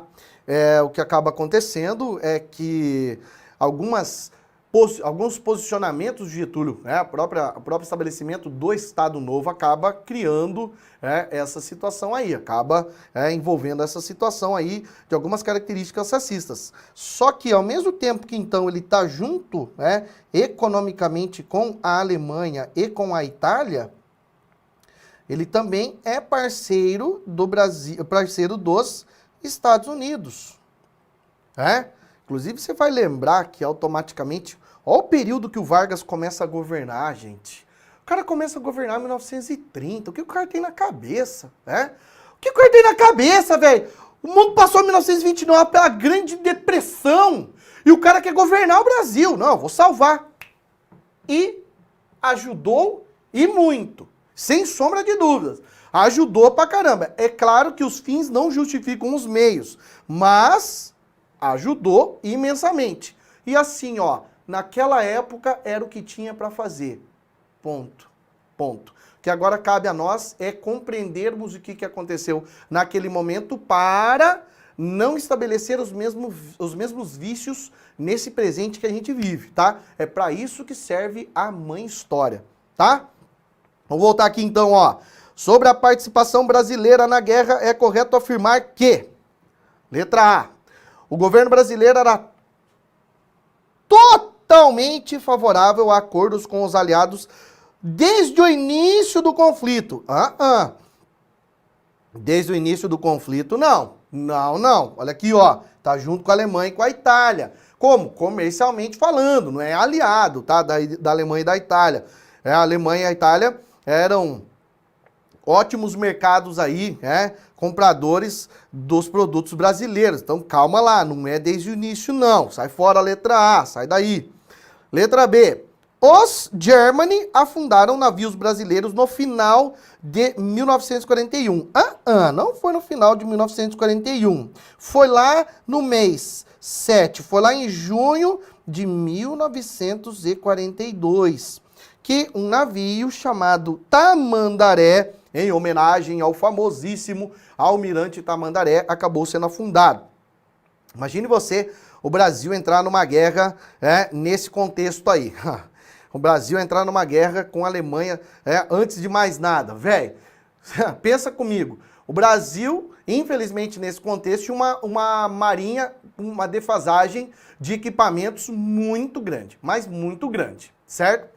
O Exército e a Aeronáutica nem se fala. Infelizmente, nesse contexto, a coisa era assim, tá? Se o Brasil entra numa guerra, o que vai fazer com os submarinos alemães? Se nem a própria Inglaterra conseguia dar conta. Sabe quando que a Inglaterra conseguiu assim se adequar? A guerra começa em 39. A Inglaterra, os Estados Unidos, a França começam a se adequar para enfrentar a Alemanha na guerra naval em 1942, 43, que eles conseguem correr atrás do prejuízo. Por isso que a Alemanha teve muito sucesso aí nessa primeira fase da Segunda Guerra Mundial, certo? Então a letra B está errada. Letra C. A FEB, a Força Expedicionária Brasileira, participou da campanha da Itália como parte do 5º Exército Norte-Americano. É isso aí, velho. É isso aí. O Brasil entra junto lá, Os famosos pracinhas brasileiros, também conhecidos como praças. Já falei algumas vezes da onde que vem a expressão praça, da onde que surge essa expressão praça aqui? Está relacionada à forma como as juntas militares de várias nações faziam ali os alistamentos, isso desde o século 17, 18, tá? E aí no século 19 e 20 aconteceu pra caramba, E aí nesse caso a gente sabe que algo em torno de 25 mil homens e mulheres, exatamente 25.834, entre homens e mulheres, combatentes, pessoal aí para compor as forças de saúde, acabaram indo para o conflito. Desses, galera, acredita-se que entre rodízios, trocas de turno e também rendições, mais de 20 mil acabaram entrando diretamente na guerra. E a atuação do Brasil aqui no conflito, na campanha da Itália, como todo mundo sabe, foi extremamente importante lá na Batalha de Monte Castelo, sendo a participação do Exército Brasileiro fundamental. Inclusive o Exército Brasileiro não recebeu o treinamento adequado aqui em solo brasileiro. Quando esses soldados chegaram na Segunda Guerra Mundial, lá eles receberam treinamento pelo Exército norte-americano, e aí os soldados norte-americanos entenderam que a melhor forma de ver se os brasileiros estavam preparados era fazer o seu batismo de fogo. Então falaram assim, vamos colocar esses caras para guerrear, porque aí eles vão aprender na marra. E aí eu digo para você, aprendeu. Aqui é selva, meu irmão. Por isso que eu falo, sempre vou falar, respeita as Forças Armadas, fião. Respeita as Forças Armadas, respeita o Exército Brasileiro, velho, respeita. Não é só por causa da sua história, mas é por conta da sua grandiosa importância. Agora, quando você olha para a história também do Exército Brasileiro, aí você fala assim, puta que pariu, que orgulho de ser brasileiro. Ah, mas foi lá e matou. Tá, foi numa guerra. Vai levar o quê? Bala pros italianos? Toma uma bala, maledeto, toma aqui um caramelo. Vai levar bala de chumbo, Tá numa guerra, vai guerrear. Rapá, vai ficar lá de quê? Vim trazer um cafezinho. Vá se fuder. Tem que fazer o quê? Tem que fazer o que é o ofício do soldado. É isso aí, infelizmente, né? Ah, então vou rever as minhas... Então reveja, tá? Reveja aí, vê direitinho se você quer entrar mesmo aí. Ah, eu tenho vocação, eu quero entrar. Aí você já tá ligado que isso aí está além simplesmente de só mais uma função. Aí você sabe que você vai entrar de corpo e alma nessa carreira, tá? Letra D. A Alemanha declara guerra ao Brasil em 1941, não, em 1942, que aí o Brasil, engraçado que o Brasil vai entrar na guerra, depois, é claro, fazer um fechamento com os Estados Unidos. Ó, Estados Unidos é o seguinte, nós vamos entrar na guerra, vamos entrar com vocês, beleza? Beleza. Tá, mas o que nós vamos ganhar aí? Nós vamos entrar na guerra, o que nós vamos ganhar? Pois é, né? O que vocês querem? Ah, a gente quer alguma coisa. Aí, pela entrada do Brasil, junto com os Estados Unidos na Segunda Guerra, é que aí a gente vê a construção, por exemplo, aqui no Brasil, da Companhia Siderúrgica Nacional. Inclusive o presidente Franklin Delano Roosevelt veio aqui andar num Jeep Willys, dos Estados Unidos para a inauguração da CSN aí em Volta Redonda, certo? E a letra E, no dia D, por ocasião do desembarque, o Brasil sofreu grandes perdas. O Exército Brasileiro não participou do dia D. É o famoso desembarque da Normandia, tá? Não aconteceu aí, não houve o envolvimento de soldados brasileiros, certo? Letra C, vamos para a próxima. Vamos para a próxima aqui, ó. Vamos voltar lá no começo da história do Brasil, vamos voltar lá no período colonial, olha só. As expedições portuguesas ao Brasil, nas 2 primeiras décadas do século XVI, objetivaram o quê? O que os portugueses queriam fazer aqui? Detalhe muito importante, detalhe muitíssimo importante. Nas 2 primeiras décadas do século XVI. Ah, 2 primeiras décadas do século XVI. Ah, então é 1520. Ah, 1520, pô, que bacana nada, velho. Se você não lembrar, é claro que lá dentro do período colonial tem o período pré-colonial, aí esse detalhe não vai servir de nada, tá? O período pré-colonial é esse que então vai de 1500 até 1530. Se é pré-colonial, teve algum tipo de colonização aqui? Não, é antes, tá? Pré, para quem não sabe, significa antes da colonização. Embora o processo de colonização que aconteceu, é claro, no Brasil, feito pelos portugueses, foi de devastação, foi de exploração, mas acabou acontecendo e é isso aí que tem para hoje, tá? Então, nesse período pré-colonial, o que nós temos aqui? Pô, aqui nós temos o quê? Relação de amizade com os nativos, tá? Aqui tem uma relação bacana com os nativos. Ah, mas aqui já estão começando a catequizar? Não, tá catequizando ninguém não. Aqui eles só vêm aqui, os nativos, né? A amizade. Ó que bonitinho. A amizade. É uma relação amigável, não tem aquele negócio assim, olha, você vai lá e pega... extrai aí o pau-brasil pra gente e nós damos um espelhinho pra vocês, beleza? Beleza. Foi lá, entrega, entrega madeira daqui, entrega espelhinho de lá, tá tudo lindo e maravilhoso. Aqui, como eu falei, pau-brasil, pau-brasil. Aqui a costa brasileira também acaba servindo de quê? Acaba servindo como uma grandiosa feitoria. Na verdade, não toda a costa. Alguns lugares específicos que serviam aí de feitoria, que é o quê? Que é uma espécie de grandioso galpão. Para quê? Para guardar os produtos e aí os portugueses de vez em quando vêm aqui e acabam retomando esses produtos. Vamos lá na letra A. Letra A. Qual que é o objetivo dos portugueses, das expedições portuguesas nas 2 primeiras décadas do século XVI? Letra A. Iniciar o cultivo da cana-de-açúcar e o imediato povoamento. Não. Cultivo da cana-de-açúcar, a cana-de-açúcar vai ser depois de 1530, tá? Começa a partir aí de 1532, quando então é implementado o sistema de capitanias hereditárias. Aí sim é que vem o açúcar, tá? E imediato povoamento também não acabou acontecendo aí durante esse período. Letra B. Travar contato com os nossos índios e iniciar atividades comerciais com os mesmos. Bom, vamos entender que uma atividade comercial é minimamente pautada, em compra e venda. Atividade comercial, basicamente aqui, ó, é compra e venda. Quem está vendendo o que aqui? Aqui não tem venda de nada, aqui só tem troca. E nessa troca, quem sai mais prejudicado? Claro, né?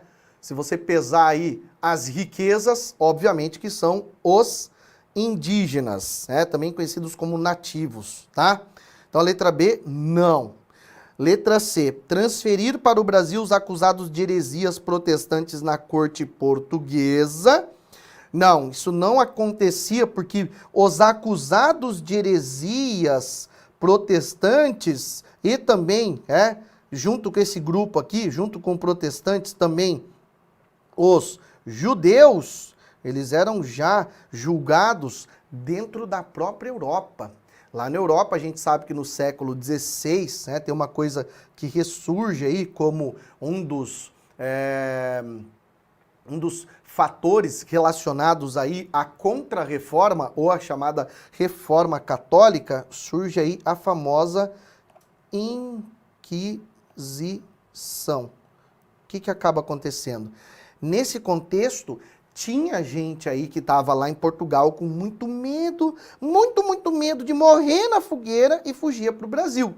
Convertiam-se, inclusive, e passavam a ser chamados de cristãos novos. Mas mesmo assim, esses caras acabavam sendo executados. Ainda aqui, mas eles não eram trazidos para cá, tá?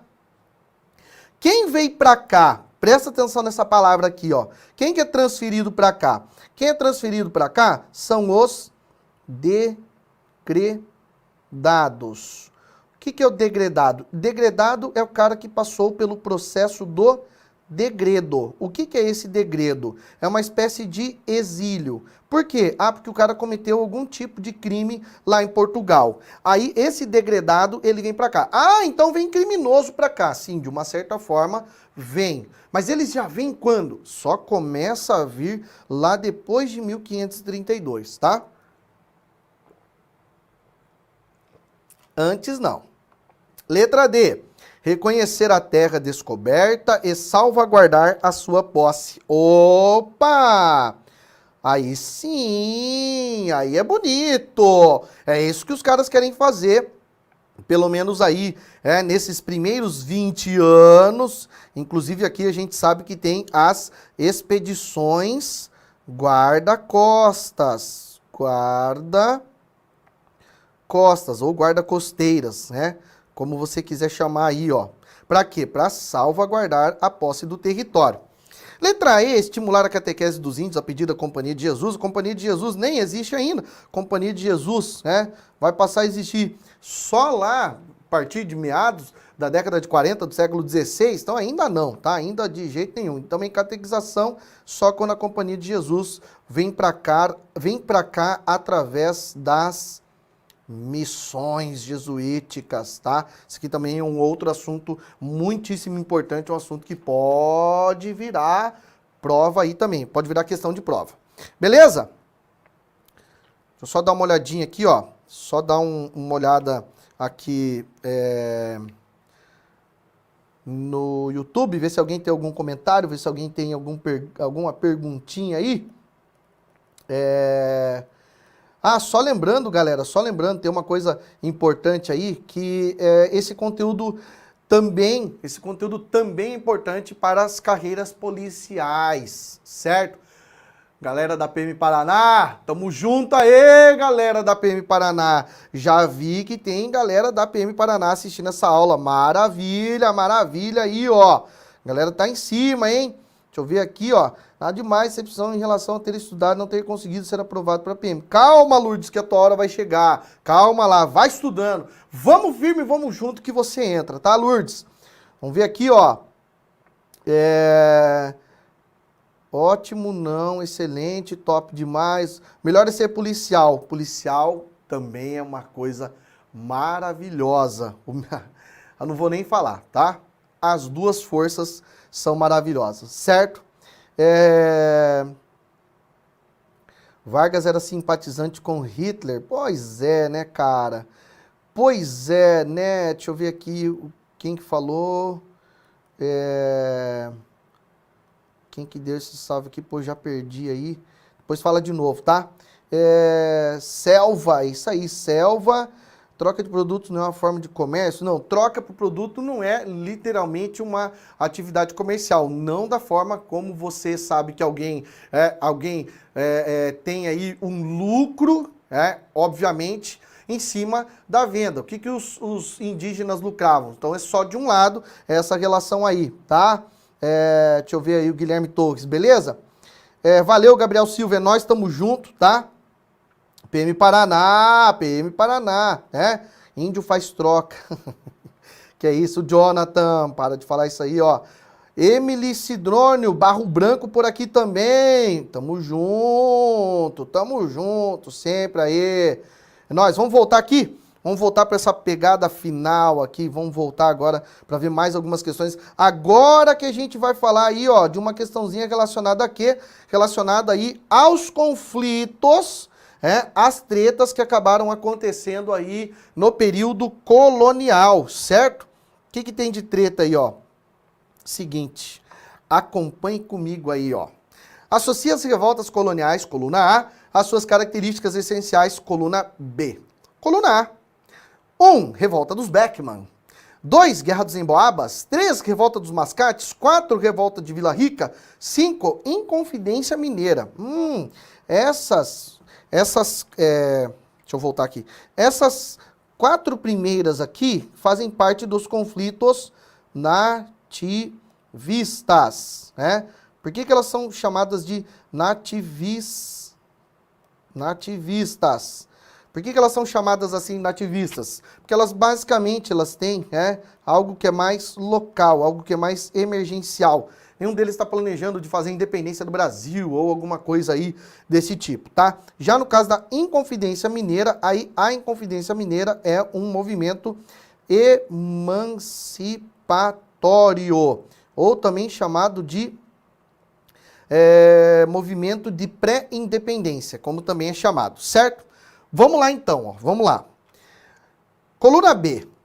Transcorrida em Pernambuco, entre 1709 e 1710, o movimento caracterizou-se pela oposição entre os comerciantes de Recife contra os senhores de engenho de Olinda, tendo como base a tentativa dos mercadores recifenses em conseguir maior autonomia política e cobrar as dívidas dos produtores de açúcar olindenses. Qual que é essa treta aí? Essa treta aí é aquela ali da número 3. Deixa eu voltar aqui. Essa aqui é da número 3. Essa aqui é a Guerra dos Mascates.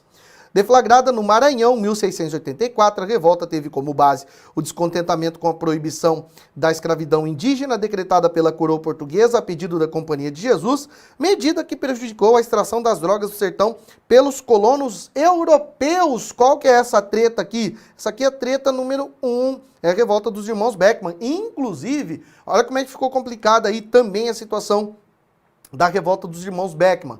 Eles eram contra também a situação relacionada à diminuição do fornecimento de escravizados africanos aí para essa capitania, o que vai dificultar ainda mais o processo com a proibição da escravidão indígena. Aí os caras vão se rebelar. Claro que você vai pensar assim, pô, mas eles estão se rebelando por um motivo que não é nobre. É óbvio que não é nobre, tá diminuindo a quantidade de escravos, mas quando os portugueses diminuem a quantidade de escravos aí para essa região, é porque eles estão acabando com a escravidão? Não, claro que não. É porque essa região do Brasil perde a importância econômica nesse contexto, certo? Por conta desse aspecto aí, tá?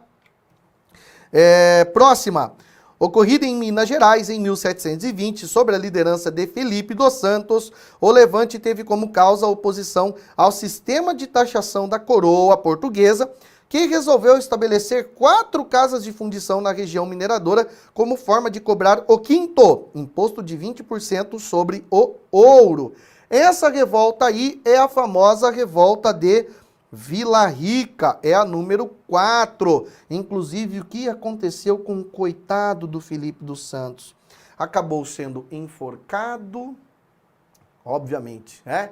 Morto e depois esquartejado. Ué, professor, isso aí não é o que acontece com o Tiradentes? É também, mas antes aconteceu em 1720 com o Filipe dos Santos. Foi uma forma de Portugal tentar evidenciar o que acontece com todos aqueles que resolvem se rebelar contra o governo português. Mas parece que não surtiu o efeito esperado. E a última afirmação, sucedida em Minas Gerais, no ano de 1708, o conflito opôs os paulistas bandeirantes, primeiros aventureiros a descobrir e ocupar a zona da mineração contra os forasteiros, ou seja, os grupos que chegaram depois na região, originários do reino ou de outras capitanias. Essa aqui é a revolta dos Emboabas, também conhecida como Guerra dos Emboabas. Emboaba era uma forma depreciativa, como eram chamados aí os forasteiros, Era uma espécie de xingamento em relação a esse grupo que chega aí, vai querer, chegou atrasado e já vai sentar na janelinha, chegou depois e já vai querer ocupar as melhores lavras, as melhores datas, vai querer ocupar os melhores pontos de exploração do ouro, nem pensar. A sequência correta, então, ficou 3142. Então, a resposta correta é a letra A. Beleza? Olha só. Viu? Vocês perceberam quantos conflitos que a gente falou aí, ó, sobre o período, esse primeiro movimento aí, né, do período colonial, só em uma questão, tá? Só em uma questão. Por isso que eu falo, ó, vale muito a pena. Às vezes você pegar uma questão dessa aqui para resolver, depois chega na prova, tá um enunciado um pouco mais curtinho. Se isso acontecer, beleza. Como eu sempre digo, se isso acontecer, beleza. Se não, se a prova for mais extensa, você tá preparado, tá? Relacione as escravidões indígena e de origem africana presentes no Brasil durante os períodos colonial e imperial, apresentadas na coluna A, as características que as identificam, elencadas na coluna B. Representava um negócio pouco lucrativo e restrito à região colonial. Isso aqui é escravidão indígena. Por quê? Porque os indígenas não eram vendidos, e não saía daqui para fora do Brasil. Não, ele ficava aqui, tá? Ele está como? Está sendo vendido dentro do Brasil. Próxima. Era um negócio extremamente lucrativo, envolvendo 3 continentes e vários produtos. Trocava-se escravos de origem africana por tudo que você imaginar, tá? Próxima. Era combatida pela Igreja Católica, que fazia questão de se responsabilizar por esses escravos e catequizá-los. Quem que passa pelo processo de catequização aí no Brasil? Os nativos. Certo? Beleza? Olha aqui, ó. Pô, aí tá ficando mais fácil, né? Aí fica fácil para nós, né? E a última, era defendida pela Igreja Católica como uma forma de purgar os pecados desses escravos. Exatamente. É o que muita gente dizia aqui na época, pelo fato deles serem filhos de Cã. Então é por isso que eles vão passar por essa punição. A gente sabe que isso não é de jeito nenhum, de jeito maneira, uma justificativa, que isso aqui era uma forma vil de tentar justificar algo que não tem justificativa, e infelizmente as sequelas desse processo, infelizmente, ainda são visíveis aí na história do nosso país, não só na história do nosso país, mas no mundo por completo. O que a gente tem que fazer em relação a isso? Precisamos combater veementemente a questão do racismo. Mas como diz a professora Lilia Moritz Schwartz, muitas vezes quando você fala, ai não, eu não sou racista, sempre é o meu vizinho, tome cuidado, tá? Tome esse cuidado aí, tome esse cuidado, ai, mas eu não sou. Então tá bom, ótimo, beleza? Porque às vezes são nas micro-relações de poder, como dizia o nosso grandioso amigo Michel Foucault, que as coisas acabam efetivamente acontecendo, tá? Próxima aí, ó. Próxima, vamos falar de treta. Opa, maravilha. Se é treta, vamos falar de treta, não é mesmo? Olha lá. Observe as imagens abaixo. Na primeira aqui nós temos quem? Nós temos os líderes da Conjuração Baiana de 1798, o Lucas Dantas, o Manuel Faustino, o Luiz Gonzaga e o João de Deus. Na outra, líderes da Inconfidência Mineira de 1789, né? Estão ali os famosos Inconfidentes. Muito bem. O que nós temos, que a gente pode dizer que tem em comum entre os dois movimentos? Em comum, ambos acabam sendo aí influenciados pelo Iluminismo, ambos os movimentos são influenciados por esse movimento de caráter filosófico, ambos acabam sendo influenciados aí, ó, pela Revolução Francesa, a Revolução Francesa e toda a sua agitação político-social, também são influenciados pela Revolução Americana, ou se alguém preferir, pode chamar aí tranquilamente de independência dos Estados Unidos, a americana, certo? Isso acaba influenciando esses movimentos. Esse movimento, particularmente aqui, ó, ele é um movimento de caráter popular. Principalmente se você perceber o quê? Ó, o outro nome que tem a Conjuração Baiana, Revolta dos Alfaiates, levando em consideração a profissão de João de Deus, né, que era uma pessoa muito simples e acabava sendo um alfaiate. Esse era o ofício dele. E os outros vários ofícios muito, digamos assim, comuns e no meio popular. Já no caso da Inconfidência Mineira, esse aqui é um movimento das elites, certo? Nesse movimento aqui se fala em quê? Se fala no fim da escravidão, se fala na abolição da escravidão, como um dos principais como um dos principais objetivos. E na Inconfidência Mineira não tem nem, isso não tem ali, não fala, tá? Se tinha alguém que falava um pouquinho, podia até ser o Tiradentes, mas era abafado facilmente, tá? Aqui o movimento quer outras coisas, quer uma universidade, Ouro Preto, quer outros objetivos, não por fim a escravidão, certo? Vamos agora às alternativas. Considerando o seu conhecimento sobre os dois movimentos a que se referem as imagens, é correto afirmar que, letra A, a composição social dos dois movimentos era diferente e, por isso, os dois defendiam o fim da desigualdade de classe e raça. Não, os dois não defendiam. Quem defendia era só um deles, tá? Opa, vamos voltar aqui. Era só um deles, era só a Conjuração Baiana. Letra B.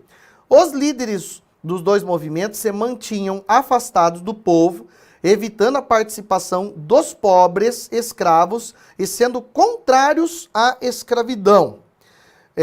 No caso da Inconfidência Mineira, até pode ser que sim. Mas no caso da Conjuração Baiana, os dois acabavam juntos, certo? Ou melhor, no caso da Conjuração Baiana, o movimento acabava junto ao povo e não afastado, beleza?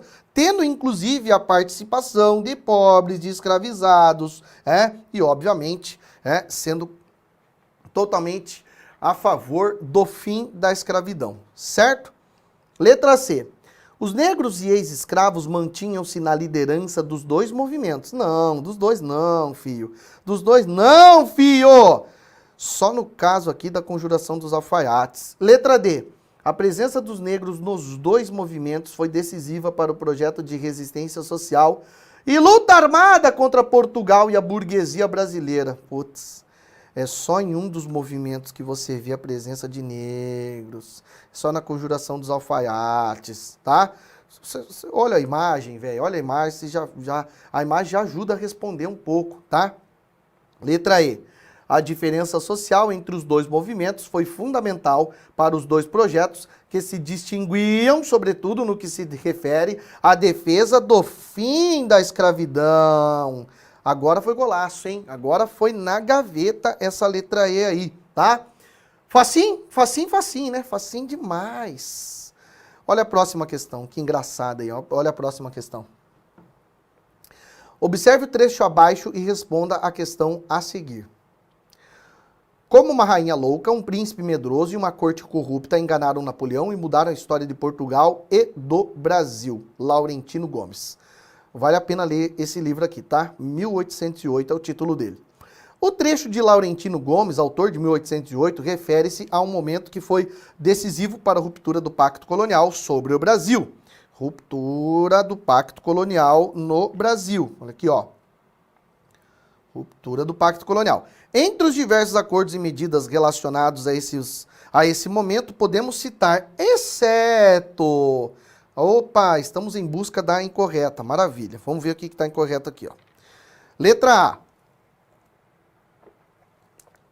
A assinatura do Tratado de 1810 com a Inglaterra, que a partir de novas tarifas alfandegárias, garantiam os privilégios econômicos aos ingleses no Brasil. Lembra o nome desse tratado? Acabamos de falar ali, tá? Comércio e navegação. Então, essa aqui está correta, não é essa que a gente quer, nós queremos a incorreta. Letra B. O estabelecimento do ato de 1º de abril de 1808, onde foi ratificado o alvará de 1792, que estabelecia a abertura dos portos às nações amigas assim que a realeza chegasse ao Brasil.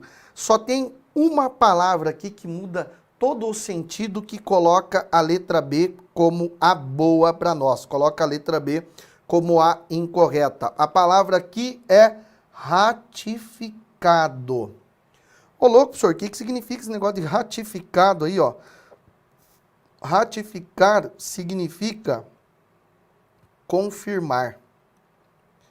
E o que o governo de Dom João fez aqui quando chegou, e estabeleceu aí a abertura dos portos às nações amigas? O que ele fez? Ele simplesmente fez o contrário. Ele não ratificou. O que ele fez? Ao invés de ratificar, ele revogou as determinações do alvará de 1792. Inclusive, esse alvará de 1792, que foi estabelecido pela mãe do Dom João VI, Dona Maria I, Dona Maria I, que é chamada, a alcunha dela, Maria Louca, mas as pessoas sabem que, na verdade, não era louca, ela tinha aí uma doença que hoje, infelizmente, é um dos males do século XX e XXI, a depressão. Era isso, a enfermidade pela qual ela passava. E aí ela acaba sendo afastada, mas antes dela ser afastada, ela acaba decretando esse alvará e acabou outorgando esse alvará, que vai estabelecer o quê? Esse alvará vai simplesmente proibir o Brasil de fabricar manufaturas e de estabelecer comércio com qualquer outro país. Sendo que antes da Dona Maria, teve um cara chamado Marquês de Pombal, que foi primeiro-ministro do rei Dom José de Portugal, que criou, entre outras, algumas medidas de caráter liberal aqui para a economia colonial. Como, por exemplo, ele liberou a produção de manufaturas aqui no país, o que de uma certa maneira diminuiria consideravelmente a importação de manufaturados vindos de Portugal e dava uma liberdade muito grande para esses produtos serem manufaturados aqui no Brasil. Aí a Maria Louca vai lá e tira tudo, tá? Acabou. Então o que acontece com a abertura dos portos? Não foi ratificado, ou seja, não foi confirmado, foi revogado. Por isso que a letra B é a boa para nós. Letra C, só por desencargo de consciência, a assinatura em 1810 de tratados com a Inglaterra, onde, entre outros itens, dispunha sobre a liberdade de culto, tá certinho. O Brasil é um país que vai proferir, então, a liberdade de culto, tá? Pode rezar para quem quiser. Letra D, a criação da imprensa real, da Academia Real Militar, da Academia de Belas Artes, da Biblioteca Real, além das escolas de medicina da Bahia, do Rio de Janeiro, e também, é claro, temos também a criação do Jardim Botânico, temos a criação também aqui do Teatro Municipal, temos também a criação de instituições financeiras, tudo para quê? Tudo para recepcionar melhor a corte que agora está aqui no Brasil, e o Brasil agora é Portugal, beleza? Letra E, a assinatura por Dom João da Lei de Dezembro de 1815, elevando o Brasil à categoria de Reino Unido de Portugal e Algarves. Dom João foi muito esperto aqui nesse momento, né? Principalmente porque aqui no ano de 1815, tem um camarada que deu um trabalho danado lá na Europa, chamado Napoleão Bonaparte, que acabou sendo preso, né? Acabou sendo preso, e aí ele não está mais incomodando. Foi ele o motivo da vinda da família real para o Brasil, não sei se você se lembra, né? Do bloqueio continental, e agora ele está preso. Então agora Portugal está livre, ok, mas Dom João não queria voltar. E quem disse que ele queria voltar para lá? Falou, não, vou ficar aqui, vou permanecer aqui, o que é mais gostoso? Tem a praia, tem uns biritas, tem uns negócios bons, uns bichinhos, e aí eu vou ficar aqui, não vou embora. Então, para eu ficar aqui, para garantir o meu governo, né? Daqui e das terras de além-mar, ele levou o Brasil ao Reino Unido de Portugal e Algarves. Espertinho, né? E as pessoas, não sei por que cargas d'água, não sei por que, são vis ao fazerem piadinha de mau gosto com os portugueses. Pode parar, tá vendo? Pode parar por aí. Texto 1. Vamos continuar falando do Dom João? Vamos. Olha lá. Dom João VI e muitos de seus partidários sonhavam em refazer o Brasil à imagem, refazer... Opa! Voltando, galera. Matheus é o cara, hein? Vou. Deixa eu voltar aqui, ó. Deixa eu voltar nessa aqui. Essa aqui, Matheus? Isso, beleza. Olha aqui, ó. A questão é assim, ó. Fala sobre o seguinte aqui, ó. Sobre a vinda da família real para o Brasil, tá? Algumas medidas importantes aí. Observe o trecho abaixo e responda a questão a seguir. Como uma rainha louca, um príncipe medroso e uma corte corrupta enganaram Napoleão e mudaram a história de Portugal e do Brasil. Laurentino Gomes. O trecho de Laurentino Gomes, autor de 1808, refere-se a um momento que foi decisivo para a ruptura do pacto colonial sobre o Brasil. Entre os diversos acordos e medidas relacionados a esse momento, podemos citar exceto quer dizer o quê? Que eu tenho que assinalar, que eu tenho que achar a incorreta. Beleza. Vamos lá então. Letra A. A assinatura do Tratado de 1810 com a Inglaterra, que a partir de novas tarifas alfandegárias garantiam privilégios econômicos aos ingleses no Brasil. Isso é verdade. Lembra o nome desse tratado? Tratado de Comércio e Navegação. Beleza? Não, então essa aqui tá certa, nós queremos a incorreta. E a incorreta já vai chegar aqui para nós. E a incorreta está aqui, ó. Letra B. O estabelecimento do ato de 1º de abril de 1808, onde foi ratificado o Alvará de 1792, que estabelecia a abertura dos portos às nações amigas, assim que a realeza chegasse ao Brasil.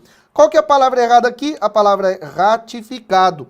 Não foi ratificado, ou seja, não foi confirmado. O que foi aqui? Foi revogado. Revogado. É isso que acabou acontecendo. Não foi nada ratificado, não. Sai daí, Zé Orelha. Por isso que a letra B é que é a correta, tá? Esse Alvará de 1792 aí é aquele que proibiu, feito pela Dona Maria I, Dona Maria Louca, como também é conhecida, ele acaba proibindo a produção de manufaturas aqui no Brasil, certo? E agora, o que ele foi? Foi revogado. Inclusive, o Brasil pode comercializar com quem quiser. A letra C está certa, porque ela fala assinatura em 1810 tratados com a Inglaterra, onde, entre outros itens, dispunha sobre a liberdade de culto. Então isso acabou acontecendo de fato, tá certo, já vimos qual que é a correta aí, melhor, a boa para nós, né? Letra D, a criação da imprensa real, da Academia Real Militar, da Academia de Belas Artes, da Biblioteca Real, além das escolas de medicina da Bahia, e de Direito do Rio de Janeiro. Isso vai acabar acontecendo aí para oferecer essa infraestrutura para a corte. Não era para o povão brasileiro, é para a corte, tá? E a letra E, a assinatura por Dom João da Lei de Dezembro de 1815, elevando o Brasil à categoria de Reino Unido de Portugal e Algarves. Por que o cara fez isso? Porque 1815, o camarada chamado Napoleão, o famoso Bonaparte, acabou sendo vencido na Europa. Inclusive, não sei se você se lembra, mas o motivo do Brasil ter recebido a família real foi justamente as perseguições de Napoleão Bonaparte a partir do bloqueio continental. Bloqueio esse que Portugal acabou quebrando, acabou desrespeitando, e Napoleão Bonaparte falou, não vou deixar quieto pra ninguém, não vou dar boi pra ninguém, vou lá e vou invadir Portugal. E quando ele invadiu Portugal, a família real portuguesa já estava longe dali. Inclusive, deixa eu ensinar pra você, você já deve ter ouvido aquela expressão, haver navios. É o que aconteceu com Napoleão Bonaparte. Quando ele chegou no porto da cidade do Porto, de onde saiu a família real, ficou olhando e só ficou vendo os navios, não conseguiu prender a família real, certo? Vamos para a próxima aqui, ó. Mais uma sobre, ela faz uma comparação sobre um aspecto importante aí da presença da família real com um que acontece aí no começo do século XX, como eu tinha falado para vocês. Ó, século XVIII, tá? Olha aqui, ó, século XVIII, e essa aqui, século XX. Olha lá. Dom João VI e muitos de seus partidários sonhavam em refazer o Brasil à imagem da Europa Central. Refazer o Brasil à imagem da Europa Central. Nova Friburgo, apesar de ter fracassado, contribuiu para que as elites imaginassem o Brasil como um imã para imigrantes, que transformaria o país em termos raciais, econômicos e culturais. Então ela está basicamente falando o quê? Falando sobre uma possível influência estrangeira, principalmente europeia, aqui sobre o Brasil. Não é mesmo? Número 2, texto 2. Que Paris seja aqui. Assim pensava o prefeito Pereira Passos durante os 4 anos da sua gestão. Uma época de Belle Époque, na qual parecia que ele queria fazer do Rio de Janeiro uma Paris tropical. É aqui durante o governo dele que surge o termo, surge a denominação Cidade Maravilhosa, principalmente porque a reforma feita pelo prefeito Pereira Passos e também, é claro, no governo do presidente do Brasil, o Rodrigues Alves, foi aí extremamente importante, tá? Rodrigues Alves, que governa aí de 1902 até 1906. Beleza? Vamos para o próximo. Vamos então ver aí as alternativas. Sobre a sociedade brasileira do século XIX e do início do século XX, assinale a alternativa correta. Letra A. Os dois textos, ainda que relativos a momentos históricos distintos, um no século XIX e outro no século XX, denotam a persistência de uma busca por referenciais europeus e brancos em nossa formação cultural. É o que podemos dizer que acontece aí nos dois textos? Sim, é o que eles denotam, é o que dá a entender, sim, essa persistência de uma busca por referências. Veja bem aí, tá? Letra B. A formação da identidade nacional brasileira é uma cópia. Cópia força muito a barra. Cópia dá a entender que basicamente tudo que tem na formação da identidade nacional brasileira veio de outro lugar, veio da Europa. E aí nenhum dos textos assinala isso. Letra C. Em todos os contextos históricos referidos, demonstra-se a importância de propor a mestiçagem de diversas contribuições culturais na formação do país. Não. Em todos os contextos históricos referidos não tem nada que demonstre a importância da mestiçagem. Pode ser até que tenha um texto ali, o primeiro dá a entender isso, certo? Mas em todos, não. Letra D. No início dos séculos XIX e XX, o Brasil, na condição de Reino Unido, e o Brasil republicano construíram modelos de civilização integrando grupos sociais e raciais diversos. Integrando quem? Malemar o europeu que veio para cá nesse período foi integrado à sociedade brasileira. A gente sabe que alguns passaram por maus bocados. Letra E. Os dois momentos históricos descritos nos textos, o período joanino e o início da República, foram marcados pela paz social. Paz social. Ah, então não teve treta nenhuma, né? Período joanino, não teve lá a Revolução Pernambucana de 1917, paz. 1817, paz total, paz. Aí, o começo da República, século XX, não é antecedido, ainda mais no governo do Rodrigues Alves. Olha como é que é importante você lembrar do contexto, você lembrar quem é que está governando o Brasil. Então, não tem ali revolta da vacina, não tem ali revolta da chibata não, foi mal. Guerra, o que antecedeu aí, a Guerra de Canudos, não tem esses conflitos. Pô, tá acontecendo muita treta aí, sim, pode parar, tá? Pode parar, velho. Deixa quieto, deixa pra lá. Então a letra E, não. Só ficamos então aqui automaticamente com a letra A, meus queridos e minhas queridas. Só lembrando, galera, corta pra mim aqui, Matheus, por gentileza. Só lembrando aí, pessoal, que teremos, com certeza, teremos aí alguns outros eventos pela frente, com certeza teremos eventos maiorais aí pra gente pegar firme também. Infelizmente, não vai dar tempo agora da gente fazer todas essas questões aí. Tivemos aí um probleminha técnico aqui com a internet.